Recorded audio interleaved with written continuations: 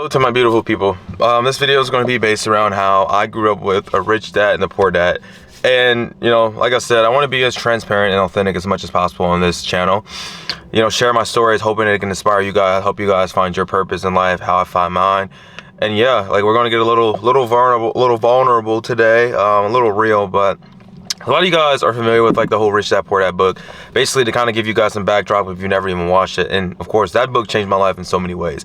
But how Rich Dad Poor Dad goes is basically the poor dad that sells his time, has a boss, has to work, whatever, for the corporate man, for the boss, whatever, build someone else's business. Then you have the rich man who has his money work for him, runs his business, runs his employee. Y'all get it. You get the whole gist of it. And I had that situation just similar. So I was raised by a mom that raised 3 boys on her own. Single mom, amazing, showed me, made me who I am today. I wouldn't be the man I am today without her.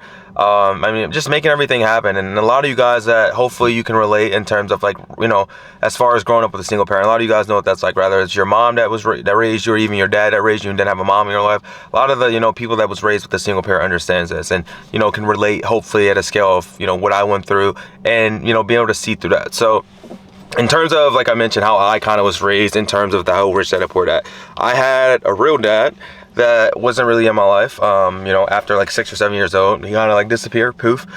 But I have nothing against him. I'm not one of those people who are oh, I have the grudge or anything like that. You made the decision to leave, you leave. I think my real dad has a set of 8 twins. I'm a twin, I'm a fraternal twin. And shout out to you if you watch this. But my dad had I think he has 30 kids, bro. There's points of times where random siblings hits me up yo, I think we're brothers or sisters. I'm like, oh shit, what's up, bro? But anyways, then I had my stepdad that came in my life. He's an alcoholic and he ran business, and I got to see both sides of that. So I guess you could categorize my dad that I didn't have in my life, my poor dad, right, because he was kind of gone, and then I have the rich dad who came into my life, which is my stepdad, which I love to death, have nothing against him. He's still my dog. He showed me a lot as a man. He's taught me so much, and was that father figure that came into my life when my mom played both roles. But like I said, it showed me a lot, in terms of being able to see that. My stepdad came into my life when I was about, I think, 12 or 13, given the fact that my mom, raised us on her own. She made everything happen. There's points of times where she wouldn't even eat at night, making sure the lights was on, making sure we were even still able to play sports. I don't know how she was able to make that happen, but she still did. And there's not too many people I admire and look up in this world, and that's one woman that, I admire and look up to. And of course, my goal and duty is to be able to pay her back. But in terms of my stepdad, right, I've learned a lot from him. He ran a whole entire movie business, and he came into my mom's life, and from there he was in my life for a bit until they split about a year or so ago, 2 years ago. And at a young age, of course, I didn't really understand what addiction really was. And there would be at times where he would be in the car passed out, and while I'm 13, 12, I had no idea what that meant. And as I gradually started to get older and older, I started to realize oh shit, this is what this is. And I started to kind of understand what it was and why my mom would be upset, and kind of fall more into okay, oh, it's an addiction. And as I grew older, like I mentioned, this was something where I knew if this continued to keep happening, that it would get worse, and that's exactly what happened. So as time went on, mom was still dealing with it. She stood firm, I think 8 or 9 years to it, where it was just she was wanting to get him help. But when addiction happens, especially when it's over that amount of time, that period of time, it gets harder and harder to try to kill and remove, as long as it goes on, basically. So if it's it's something that catches on within a year and you get rehab right away, you probably have a better chance of kind of slowing it down, not having those withdrawals or whatever it may be. But if it's something where it's prolonged, and even, he was drinking before that, and 9 years later he's still doing it, it's a lot harder to kind of remove. So of course, I seen him build up the business. He allowed us to work there at times. I got to see how he hired people, how he paid people. He used to even let us work and kind of write on CDs and stuff like that, and we would get paid.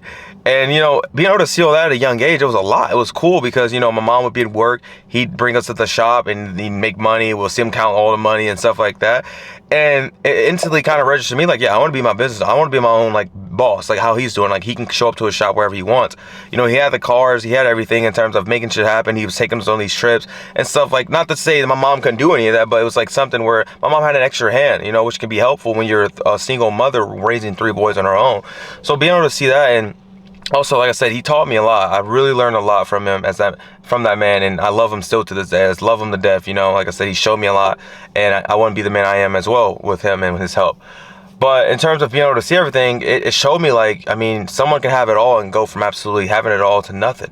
And I actually watched a movie called, you guys are familiar with Wolf on Wall Street, how you can be so high up on life, you can have it all, and then boom, it's all gone. And that's kind of where it started happening with him. Everything started spiraling downhill once he started getting DUIs and stuff like that.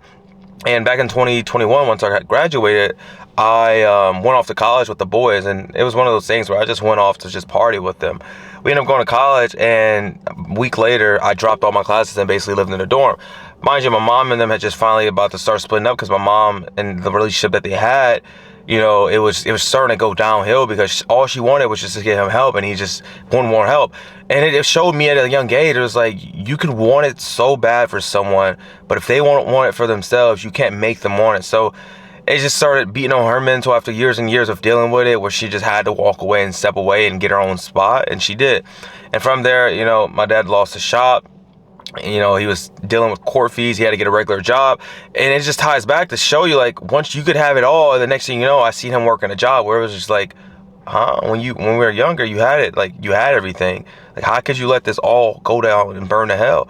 But that goes to show how crazy an addiction really, really can fucking be. And it showed me so much. Like, I don't down on him or hate him or anything because, you know, what he's dealt with and what he deals with. But it's like, if anything, I took so much away from that to see that at a young age, from someone to have it all and then completely go to absolutely nothing. And then having a woman stick by you that loves you to death, that really believes in you, that you can figure it out. But after so while, there's only so much as a human being can take, and they're mental. So my mom had to step away, and then from there things kind of started to go downhill. We were getting, like, you know, behind on rent at the house, and mind you, I had left, so my brother was still living there with him, and I felt like I needed to be the man in the house, but I couldn't be there. And this kind of put me into a soft depression type of moment of my life where I never thought I'd get this low, and I felt purposeful. I just didn't feel like I was myself. I feel like I didn't know what I was here for. And there was times where, yeah, I'll be honest, I had suicide thoughts. I had no true purpose and fulfillment in terms of what I wanted to do in this world. And I will say, like, in college, that showed me who I really, really was. Like, I am so blessed and happy that I was able to go through that in my life. Like, you know, a lot of people look at depression where some people may never even get out of it, or those thoughts. I loved every bit of it because I look back and I'm so glad that God put me through that, because it made me who I am today. It made me become more in tune with myself. It made me learn myself, and I was able to find my purpose in that moment. It was a beautiful moment. In the time, it was terrible mentally, but like when I step away and walk back and look at it, I'm like, wow, what a beautiful moment. And as I was in that moment, I finally got out of school. I ended up leaving that semester. All the boys dropped out. We went home, and the landlord was like, yo, you got this much time left, or it's it. And I come back home dead broke, so I try to hurry up and get a job, DoorDash, and pay the first month of rent. And it got to the point where she was like, yeah, you guys got to go. So we end up having to pack everything up, and a couple of nights we had, he comes back home and he's drunk, and I'm just like, are you fucking serious? Like, what the actual fuck? And I think I'm like, what?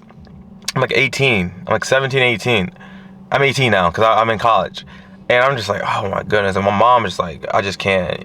He's still coming home. Like, I'm just like, and I just snap. Because I'm just like, you can't be doing this right now. Like, he's talking to my mom crying. I'm just like, bro. And I was like, you can't be doing this, bro. Like, you're drunk. And I just yelled at my mom, like, I'm depressed. Like, I've been depressed for so long. And as a man, bro, it's very hard to be vulnerable because I'm someone who's always had my emotions bottled up growing up.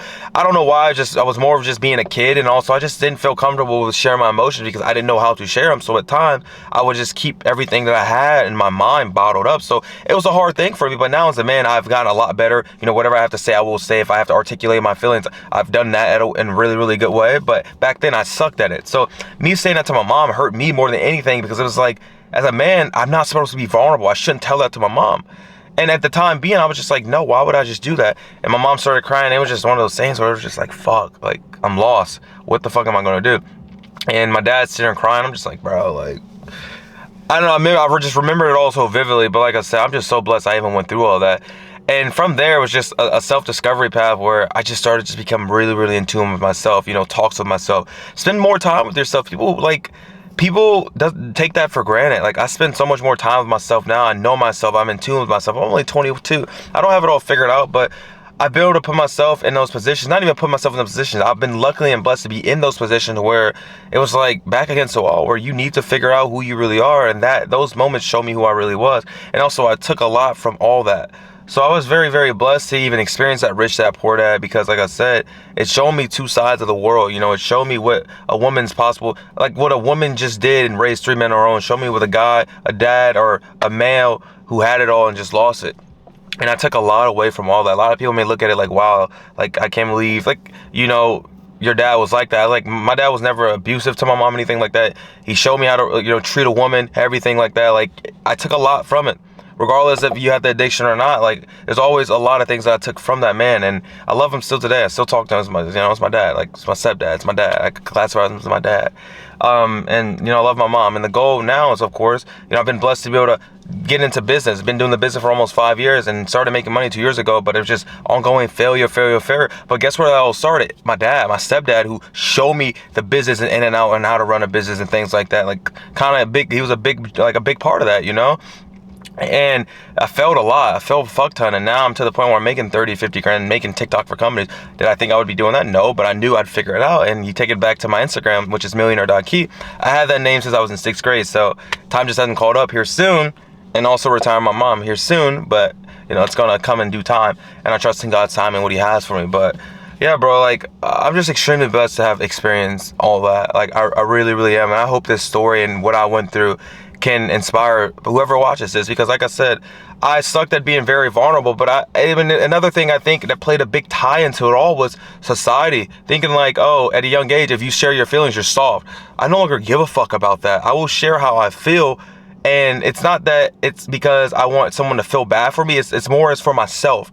Like, if I keep my emotions bottled up, I get nowhere. I don't get anything. I don't gain anything from doing that. Rather, if I go out, when I say express my emotions, not run and tell my mom how I feel. It's more than talking to myself, being able to figure out, okay, what's going on? Where am I falling short? And where can I improve as a human being and become a better person? That's what I mean when I say express. At the other time, it would be just me trapping my emotions into a bottle, putting a little corkscrew, turning it and throwing it into the sea. And that was it. I would run away from them. Now I confront them. So I hope you guys love this video. I'm going to do more and more about my story, you know, hoping it inspires you. And like I said, my true purpose in this world is to bring purpose to you, help you find yours. And I hope I'm able to do that. Like I said, I got a little vulnerable on this video, but I hope it can inspire someone who, you know, was raised in the same situation, similar, even single parents. I understand what it's like. I really do.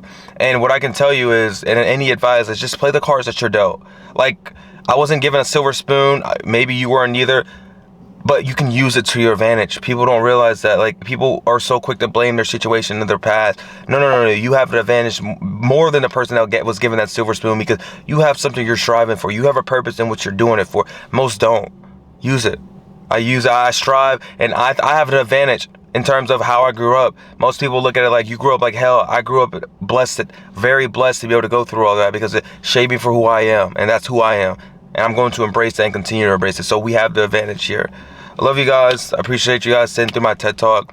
More videos, more content like this. And peace.